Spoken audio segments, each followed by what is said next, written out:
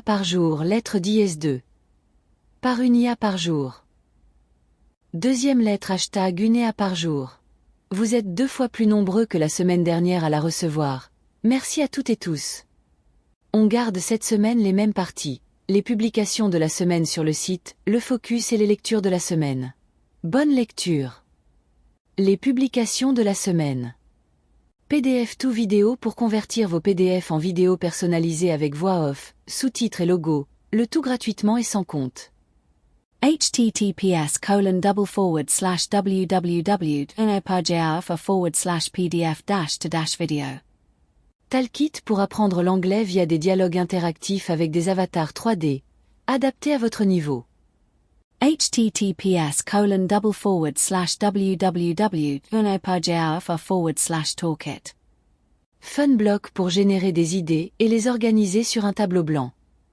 https://www.pdf-to-funblocks. Lumi pour créer des pages web en discutant avec un chatbot. https://www.pdf-to-lumi.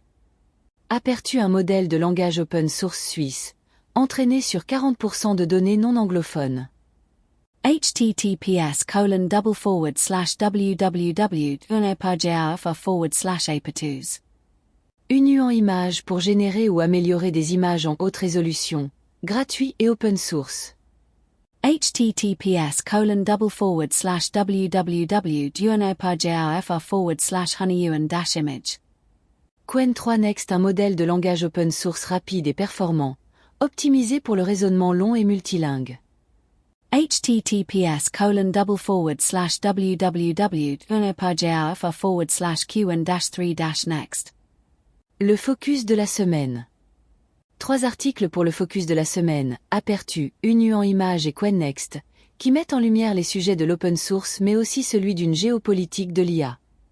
Les modèles open source, généralement d'ailleurs semi-ouverts, Aperçu venant ici presque faire exception, de plus en plus souvent de même niveau que les modèles propriétaires, viennent alimenter l'évolution des technologies et de la recherche tout en permettant de nouveaux usages via leur documentation et leur réutilisation possible. La géopolitique de l'IA, si elle est très visible, est peut-être moins mise en avant. On voit ici avec ces 3 outils les enjeux multiples en termes de souveraineté, d'économie de l'IA, de présence des langues et des cultures, de soft power.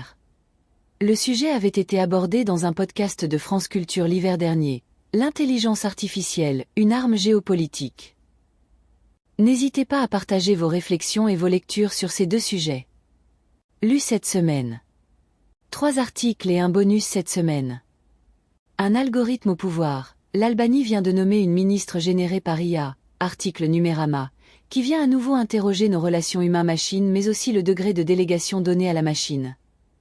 La bande-annonce du documentaire Masque de fer, l'énigme du roi Soleil, post LinkedIn, avec des reconstitutions réalisées avec l'IA. Claude peut désormais créer des PDF, des présentations et des tableaux Excel, blog du modérateur, de nouvelles fonctionnalités disponibles pour les comptes payants de Claude mais qui pourraient peut-être redéfinir nos utilisations des suites bureautiques. En bonus pour les éducateurs et par le lien avec le focus plus haut, le guide en licence Creative Commons Activités créatives pour l'acculturation à l'intelligence artificielle ECHO, coordonné par Margarida Romero avec des enseignants polynésiens, qui au travers d'activités autour de la pensée critique, la collaboration, la résolution de problèmes, la créativité et la pensée informatique met en avant la culture et la langue polynésienne. C'est déjà, ou enfin, émoticône, clin d'œil, la fin de cette 2e lettre. Vu que vous êtes arrivé jusqu'ici, j'en profite, n'hésitez pas à me dire ce que vous avez en pensé via ce petit sondage, et ou en m'envoyant un message. Rendez-vous la semaine prochaine, même lieu, presque, même heure. Parce qu'une IA par jour, c'est toujours un article chaque jour sur uneaparjour.fr et désormais une lettre par semaine directement dans votre boîte. Bonne découverte, bonne semaine et d'ici là, vous pouvez bien sûr partager cette lettre et inciter à s'y abonner.